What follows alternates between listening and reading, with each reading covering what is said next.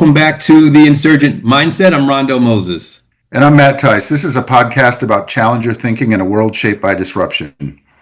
And in each episode, we explore the strategies and leadership mindsets that help businesses break from the pack and stay ahead in fast-changing markets.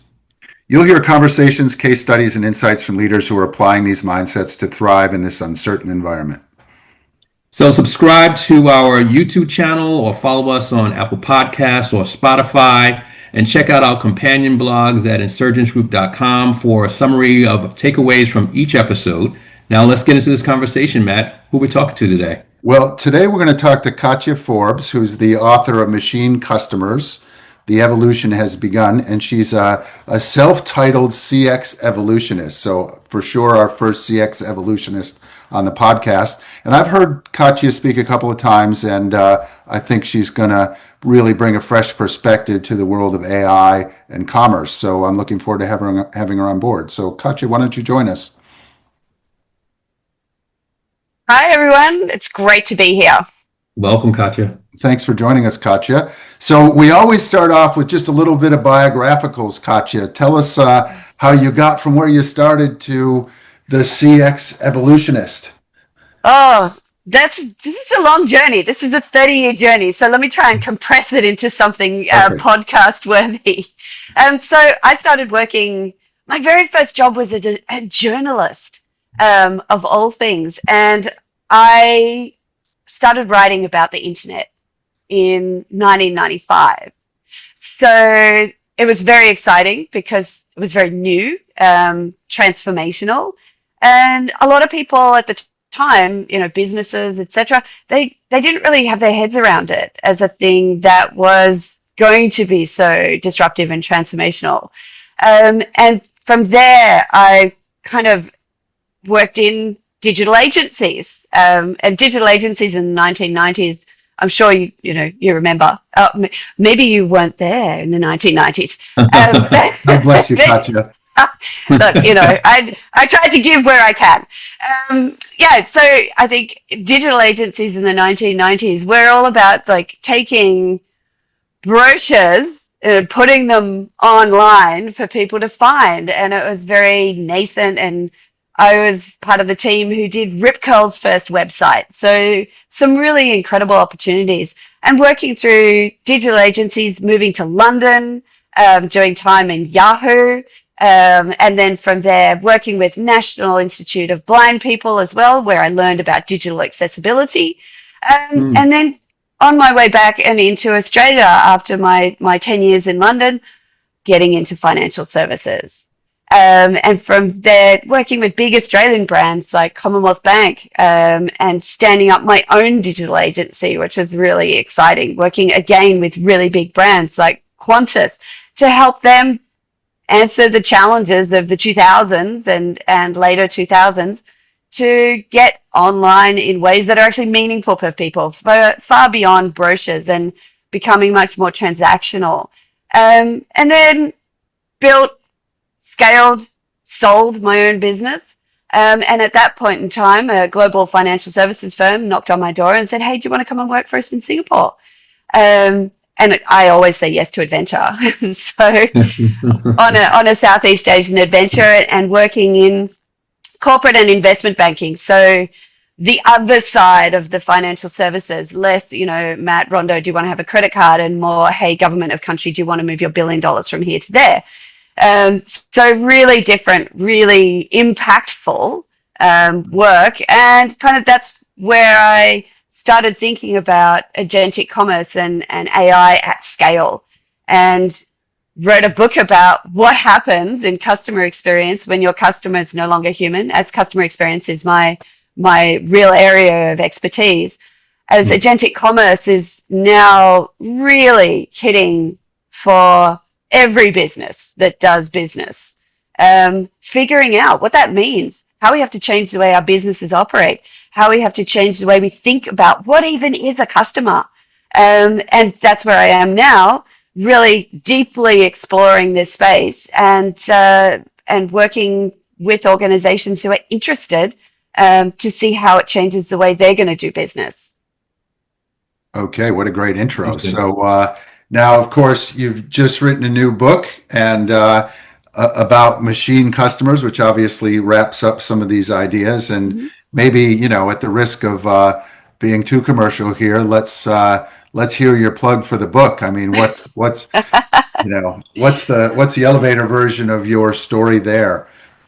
What I really wanted to do, having been through transformation several times now in my lifetime, and what a gift, how exciting it is to be able to go through, not one, not two, not three, but four transformations. PC in the home, internet in the home for consumer use, smartphones in our pocket, like the world's information in our pocket, and now AI.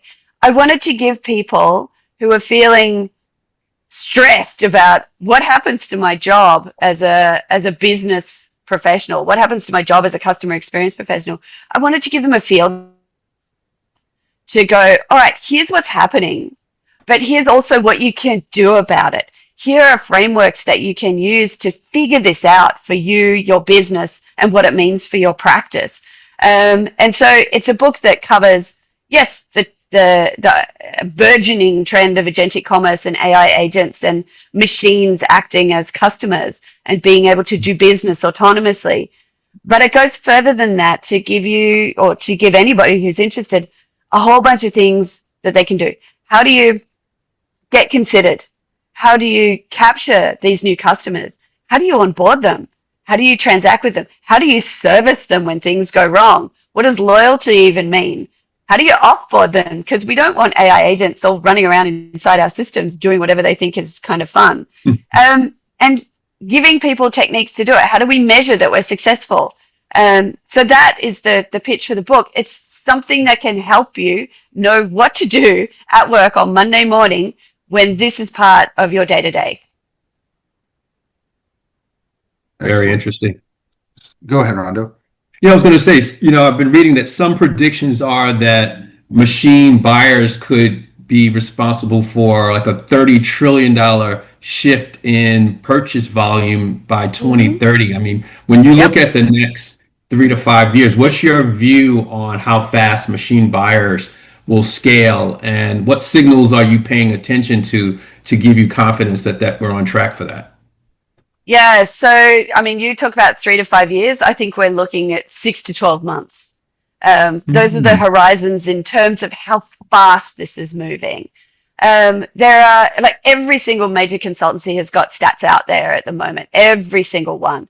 And I think the Gartner one that you just quoted there, which is the $30 trillion opportunity in the machine customer space, that's not just agentic commerce, that's also things being able to buy stuff as well on their behalves, which is sort of a little bit broader than the agentic commerce.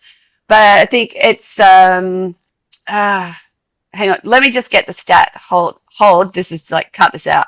Let me just get it because I've literally got it in front of me from an article that I'm about to publish. Okie dokie. I think it's a Morgan Stanley stat.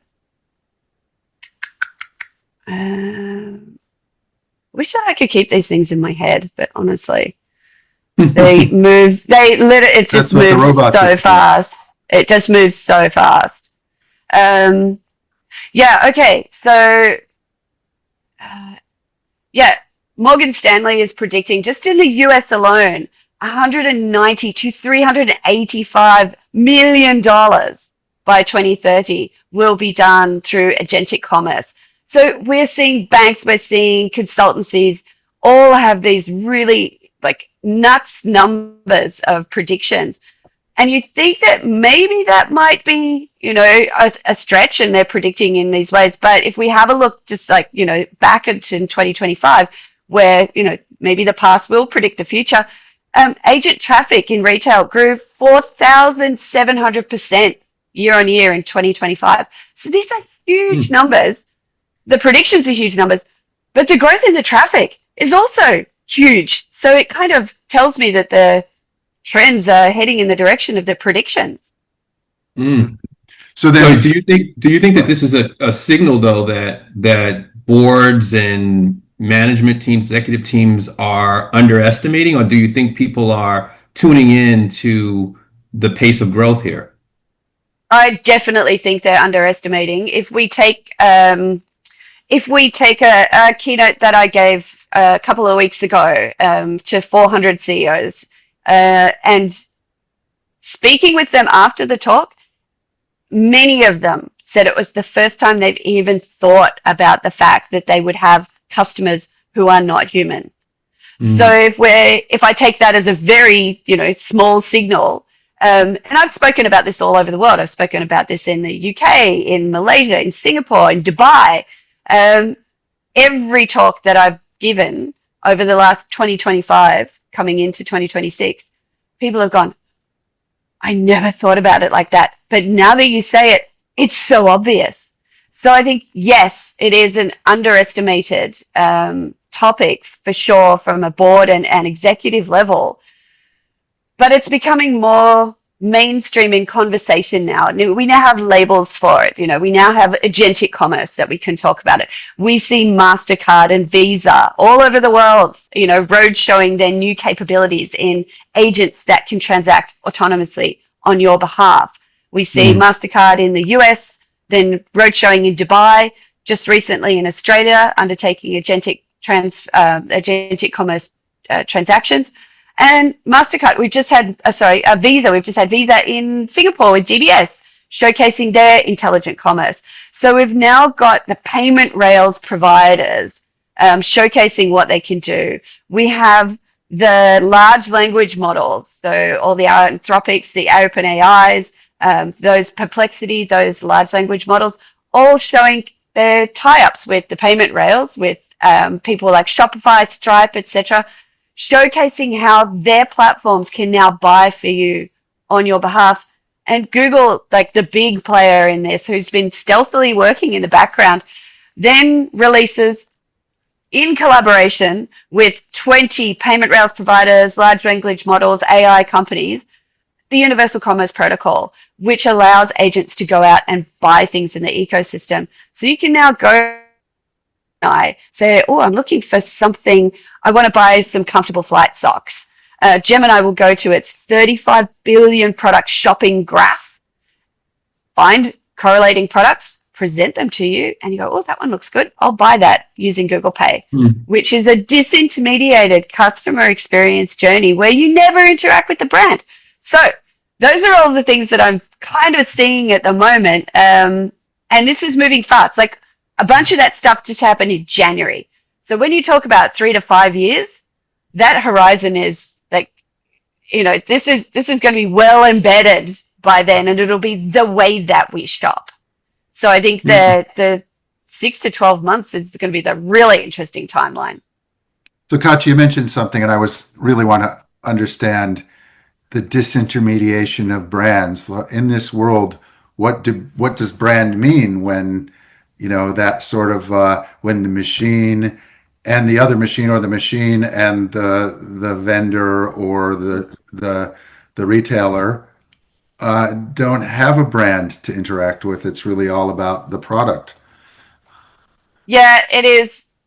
This is one of the things that probably is terrifying most marketing and brand folks, and rightly so, because when your brand is removed from the purchase consideration, you become commoditized. It's just this socks versus this socks versus this socks.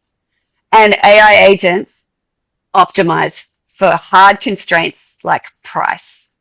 In experiments that I've done, and had interrogations of the AI agents that did the experimentation, they're like, I cannot go outside of the constraint if you've given me a price constraint. And so because an agent doesn't care about brand storytelling, it's going to look for the parameters, the features that it's supposed to be match them, and those are the options that will get presented to you. And it will also talk about brands in the way that its training data has told it to talk about that brand, which is probably pretty feature specific, fairly tactical. In terms of like how brands, you can still try and inject your brand into what an agent will say about you by flooding your website and the things that are out into the marketplace with adjectives about your brand. So, I mean, that's one kind of brand hack.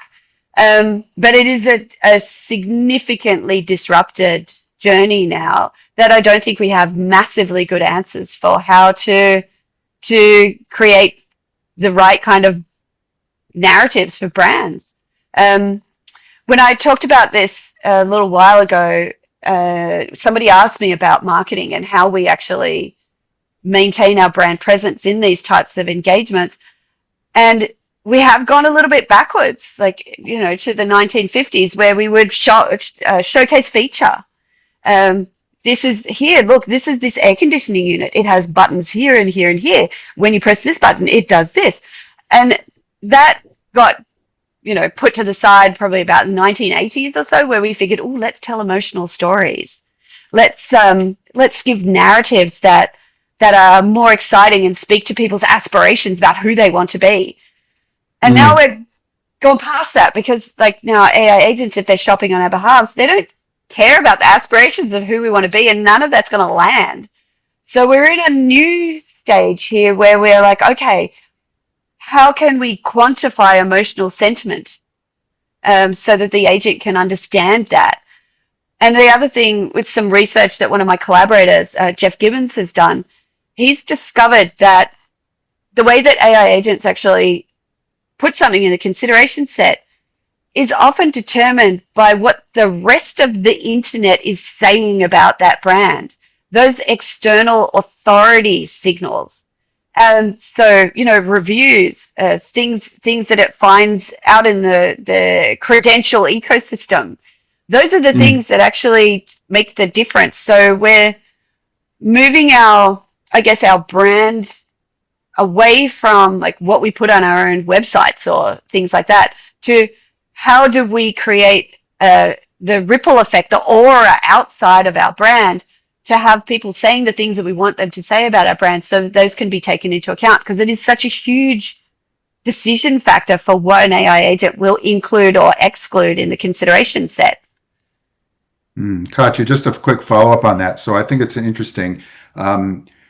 People still are going to experience the product, right? So presumably after the AI makes the transaction, I get the product. It's a Toyota, right? Whatever it is, right? I still experience that product. So presumably that would have to flow back in because people are going to experience the product and then therefore have an association sentiment with the brand, which then presumably also would influence the algorithm to help make that decision. I guess you kind of said that, but that's my interpretation of it. In your book, you talk about the algorithmic moat, right? So, which I thought was a really catchy, interesting thing. And maybe how do you connect that idea with this notion of of the brand sentiment and how human and agentic purchasing and experience of the product will change?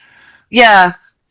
So I think you're right about you're definitely right about the product forming part of the the whole ecosystem of the brand, because ultimately what we say about the things that we are trying to sell and what they actually do in practice results in those kinds of feedback loops where people say, this is an amazing product, I loved it, or this is a not very good product, I don't love it.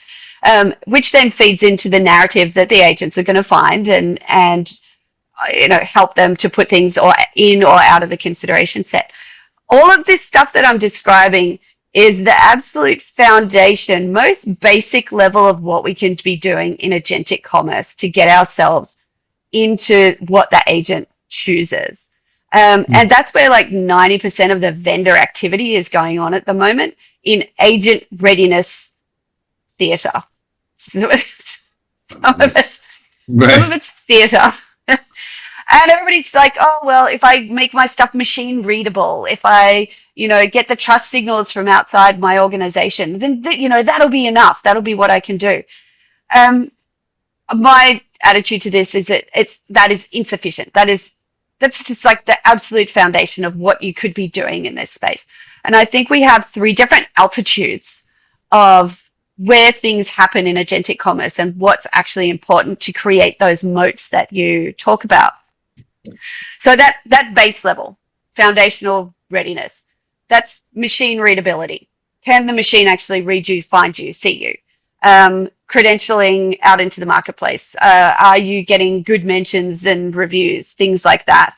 All of that basic stuff. Do you have schema.org? Do you have proper product feeds? Can an agent buy from you without a human involved in it? Those kinds of things all sit at the foundation. In that middle level, so the middle layer is trust. So can you form trusted relationships with an AI agent? Can you appear as a trustworthy entity? Can you trust the AI agent that's coming to interact with you? Now, I put trust in the middle because trust it's table stakes now. This doesn't work without trust.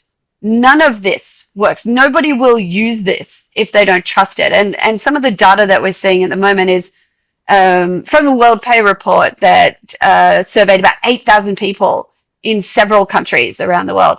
People are looking at low stakes purchases, things that they don't care about too much, and letting agents do that on their behalves. Stuff that they care about, the trust isn't there yet. But what we'll see as this trust increases, so as it increases, people will be trusting agents to do a little bit more.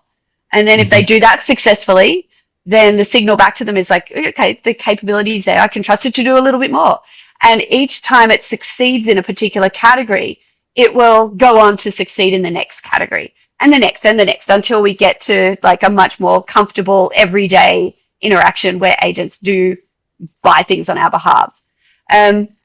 So this is this middle layer of trust that we're trying to still figure out. And there's definitely not enough attention being paid there. Because as I said, 90% of the activity is like down at the bottom there, scratching around. The top layer of this, where I think this really strategic question is, and more of the insurgent mindset question is what values are we signaling? Because that's where the agents are actually making decisions. So if you're just doing the stuff down the bottom, you're basically commoditizing yourself, because if everybody is machine readable, everybody looks the same, everybody is accessible, can do a transaction, then you basically commoditized yourself on probably price. And if we then look up to the top at the values level, so this is where agents are trying to figure out who is matching the values that my ultimate human, either as an individual or as a business, has said are important, so that I can determine which one of the vendors is going to match all of the different criteria that I'm trying to optimize for.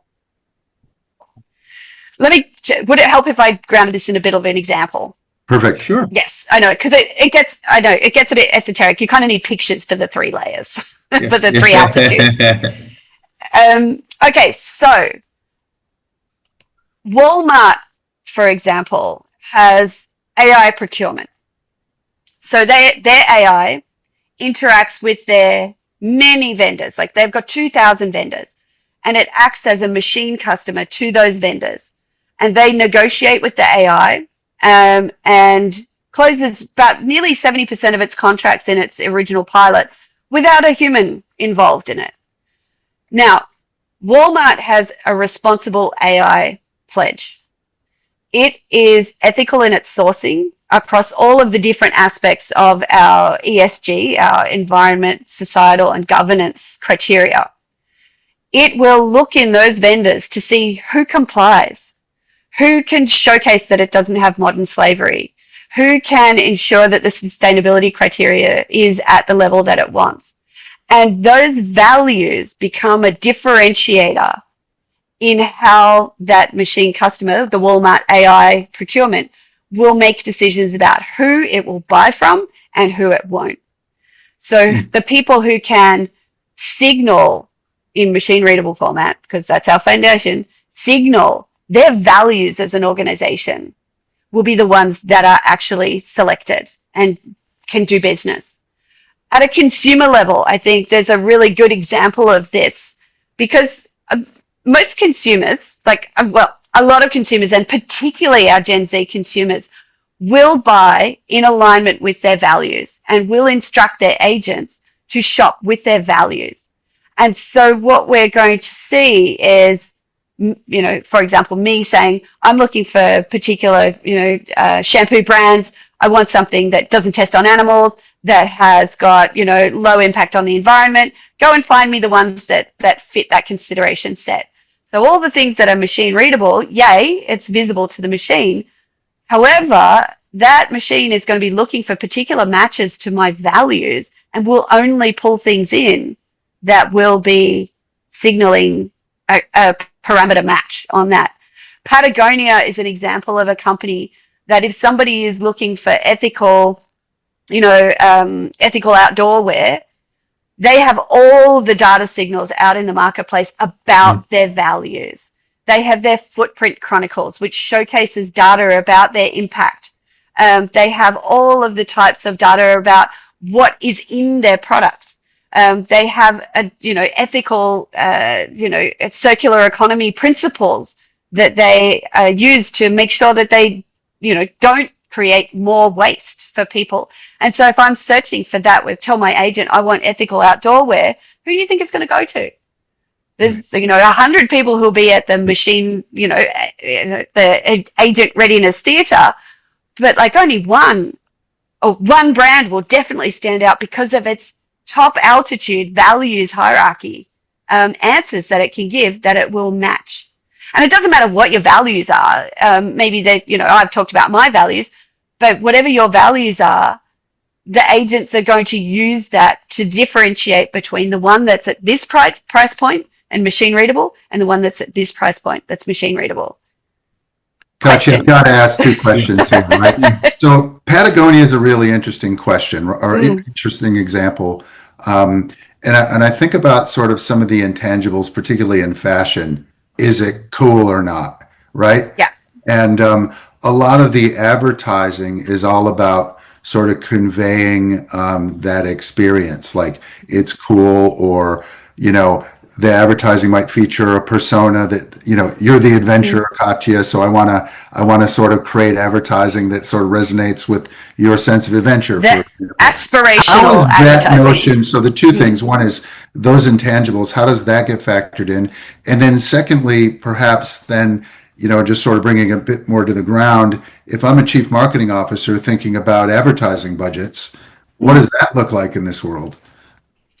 Yeah, so you're talking about kind of that aspirational imagery of this brand is going to say this to me about me. And I think that this is completely disrupted, completely. As we remove that sort of human emotional sentiment pull from the buying journey, we need to find another way. And I don't think that there's spending advertising on the way that we've always done it will not get us to the next place. Doing marketing the way that we've always done it will not get us to where we need to be in agentic commerce. There's some stuff that I've explored and tried to test out with the models that I work with.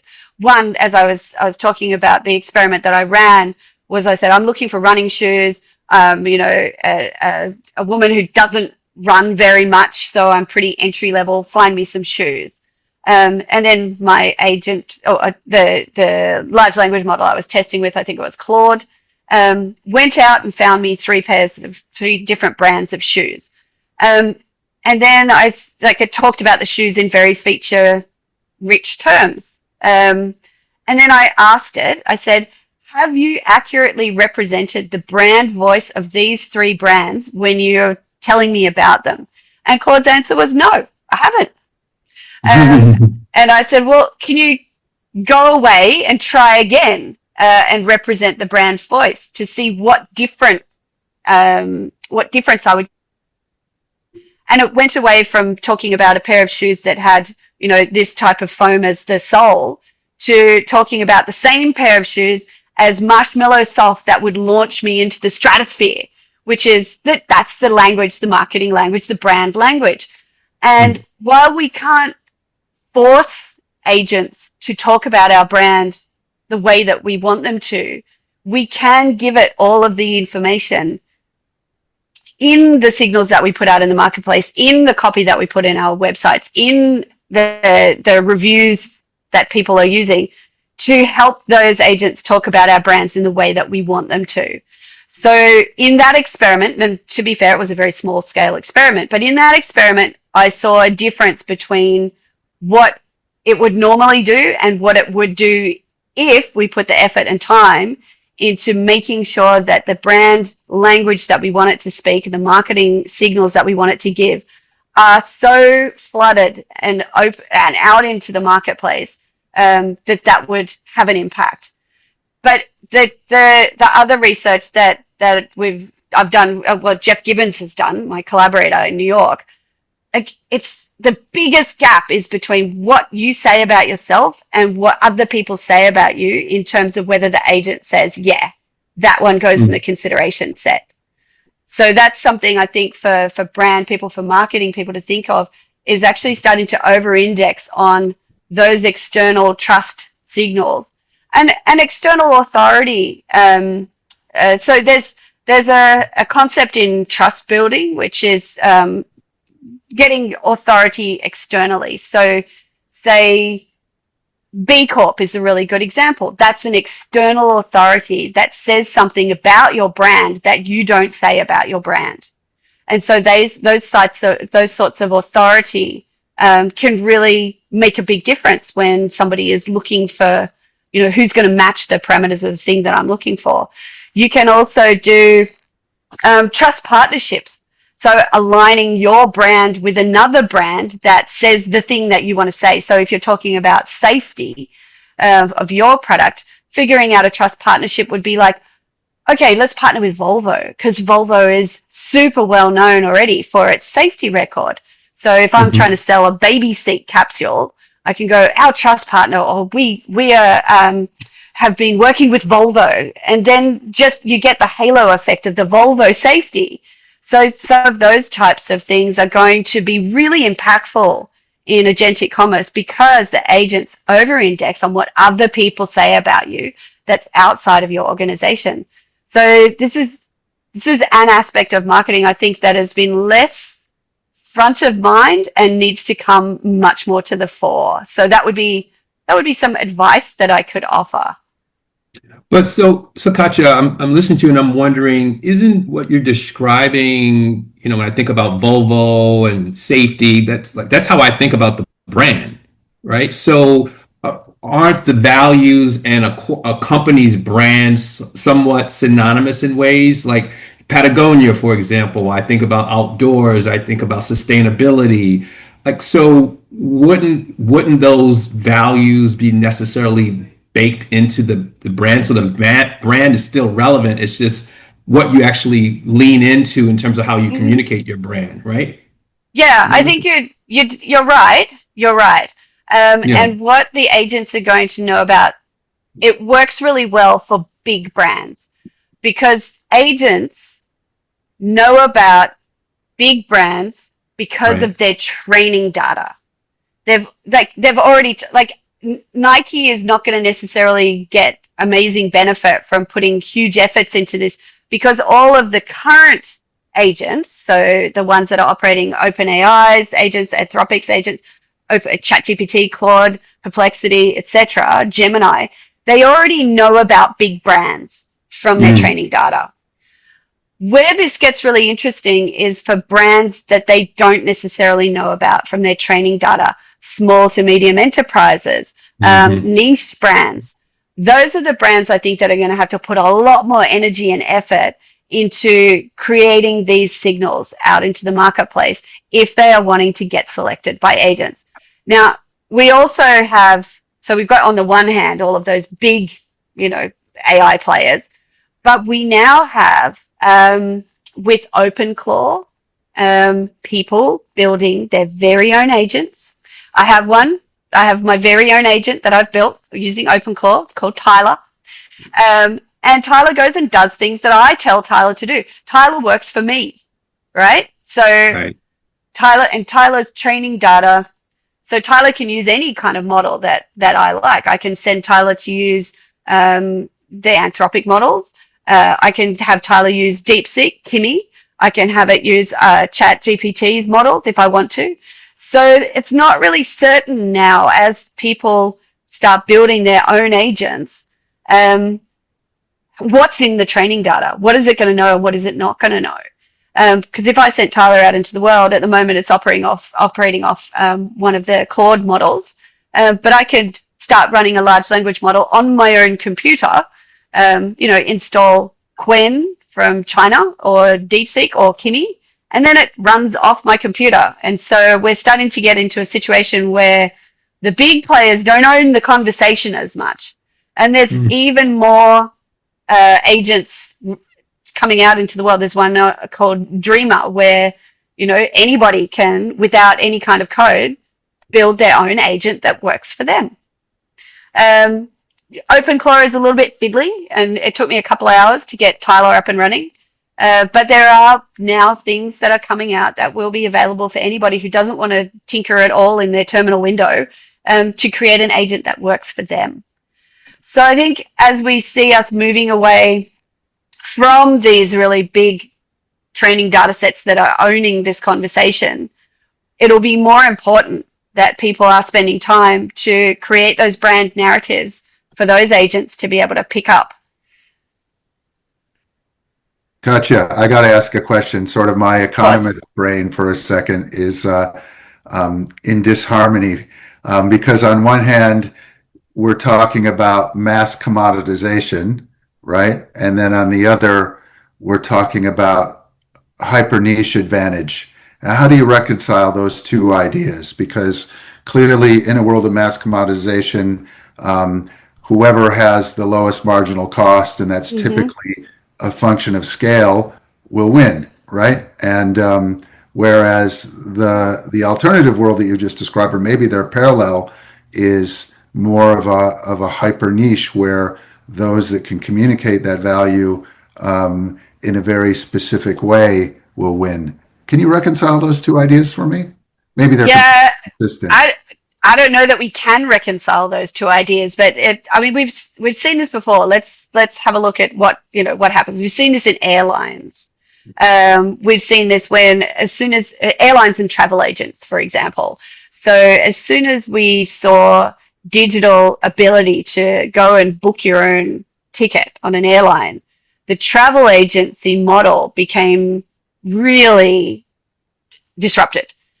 And the margin pressures on airlines as well also became super disrupted. Now, the airlines kind of responded to that with a whole bunch of different bundling and unbundling tactics where they, stopped being full service, and sometimes you have to pay for this now or that now. You have to pay to choose your seat. You have to, maybe you don't eat because that's a way for them to create income or create revenue without actually, doing it for free on behalf of people. So we saw airlines kind of really figuring out a different operating model. But the travel agency layer, it became less, can you book the flight for me? And more, can you put together a unique experience that's really tailored just to me? And so they became a much less functional level offering and became much more of a niche offering. So I think that what we will see as stuff does get commoditized is things that play on the niche level, because people at this stage are not necessarily comfortable with allowing agents to go and do stuff that's important to them. Someone I interviewed about this said, look, I'm really willing to let an agent go and book the airport hotel for me so that I can, get my flight in the morning. But I don't want the agent to book my honeymoon hotel. Right. However, I totally will let it help me research. So I think that there's going to be some real shifts in, who does what, offers what, and how they offer it. And I don't think we know exactly how this is going to land yet. But what I do know is if you're not thinking about it, you will be in the pile of people who just get completely commoditized or actually can't compete. Well, we're all about disruption here, Katja. So I think that's fascinating. It'd be interesting to hear your thoughts on the skill sets then that leaders need to build to be able to deal with this, right? So some of it is uncertain. So part of that is about, building flexible muscle to allow you to adapt. And what does that look like? Yeah, I've got to say to any CEO, CMO, anybody at that level, you must get hands-on. Like you have to get hands-on. And this is even why just the agentic commerce, but more for understanding how AI works. There are so many tools now that you can use to build stuff, create stuff. Just take like one thing that's important to you. One of my colleagues did this over the weekend. He decided he was going to build an app that would help his children practice their Mandarin pronunciation. And he did. And this man is not a technical person. He used tools, like prompting tools, that you can tell it what you want to build, and then it goes and builds it for you. So he described the outcome that he wanted to get, and it designed and built the app, functional software, that allowed his children to give them Mandarin pronunciation, and it would tell them whether or not they'd done it correctly. So Wow. the tools are there, but the only way I think that our C-suite is going to get their heads around it is if they take the time, make the time to get hands-on, to start really seeing what these tools can do, how powerful they are, and how fast they're moving. Something new comes out every single day. I'm very AI literate, and I spend a lot of time reading, writing, following the news, and I am barely keeping up, barely. So I worry for those who are not as immersed, who are maybe expecting somebody else to bring this knowledge to them.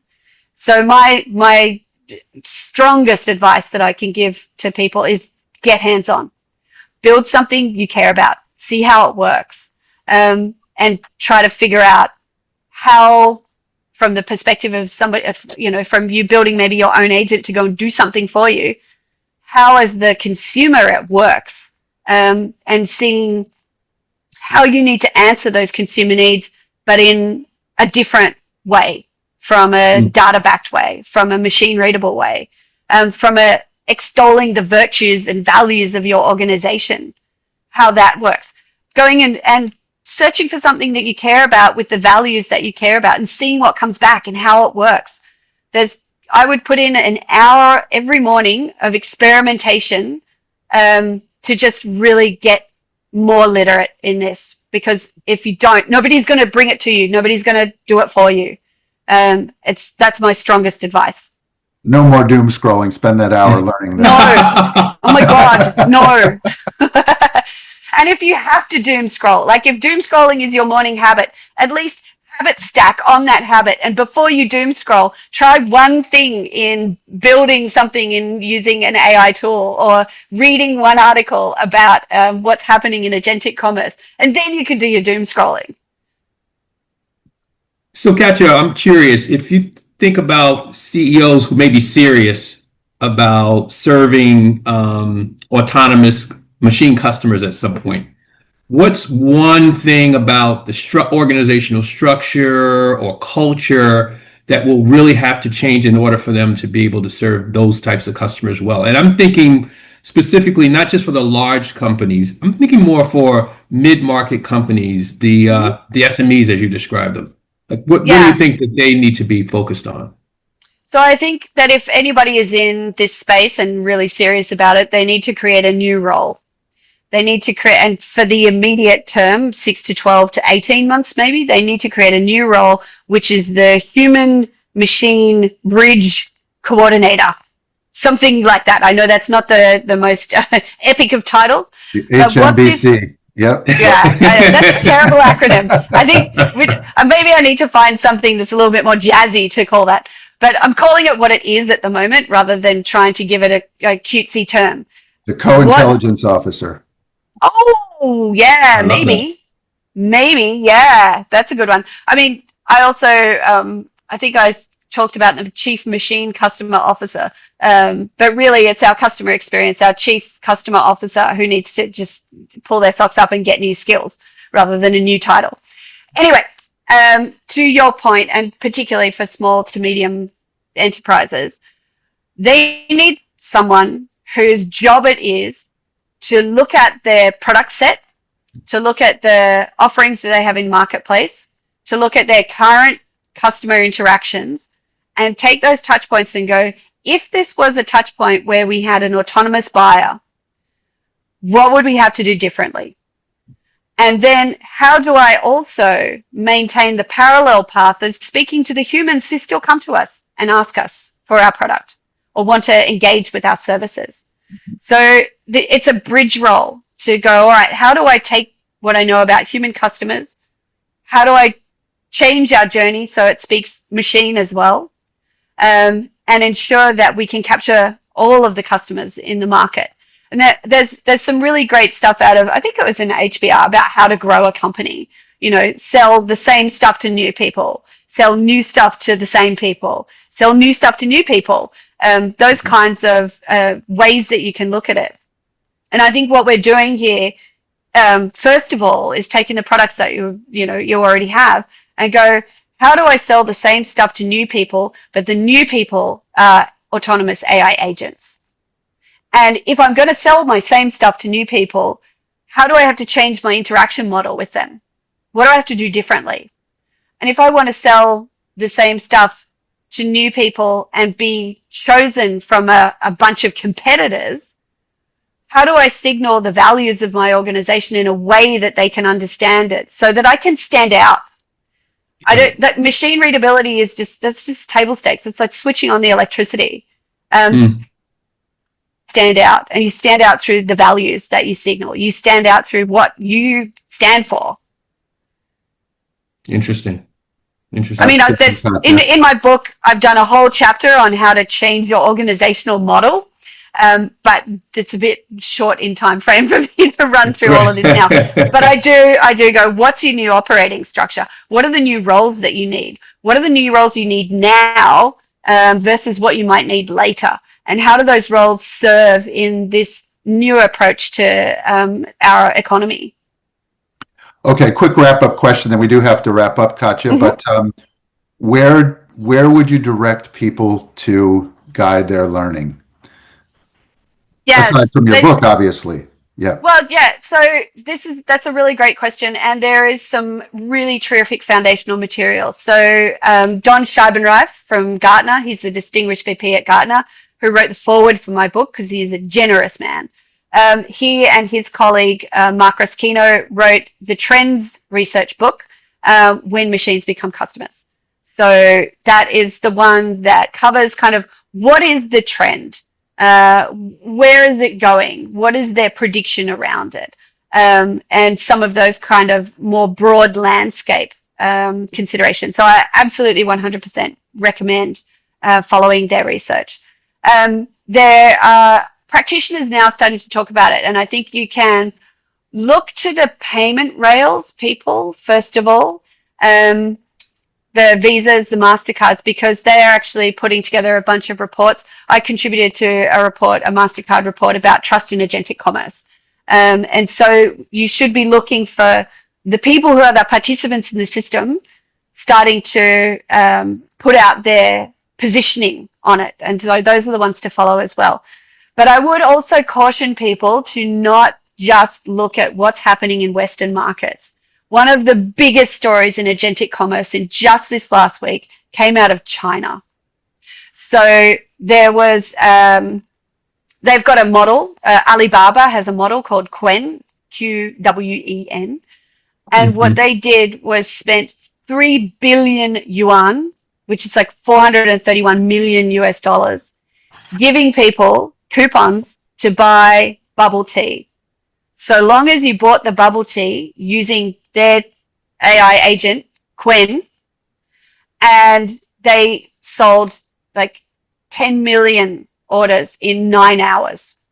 So what they're doing there is the playbook that does here's the money thing that you can get if you onboard into our system. So what they're doing is teaching their users delegation behavior.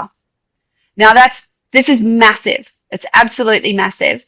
So we need to also keep our eye on what's going on outside of Western markets, because some of those are moving faster, working better, because it's particularly in China, the whole platform, the whole stack is all in one. Alibaba owns the whole thing. So they don't have to negotiate between OpenAI and MasterCard and Shopify and the banks to get the whole thing working, because it's already in the stack. So they can move faster. So keep an eye on what's happening outside of the Western markets for signals of things that are working and interesting. Perfect. That's really helpful. Great, Katja. Thanks so much. There's so many more questions to ask you. I'm just, my head is spinning, obviously, with regulatory impacts and internal cultural things. And there's lots of more things we could talk about. But sadly, we do need to wrap up. And, thank you so much for taking time out of your busy schedule, especially so early, to share your perspectives with us. And, I just want to remind our listeners to find us on Spotify and Apple and YouTube. And we'll look forward to sending out the companion blog for this podcast shortly on insurgentsgroup.com. Thank you so much, Katja. It was great to see you, and we'll look forward to bringing you on again as this evolves, because it's going to all be different in 6 months. Yes, maybe 6 minutes. It will be. Perfect. Pleasure meeting you, You're not Katja. wrong. Thanks so much. My genuine pleasure. Thanks so much for having me on.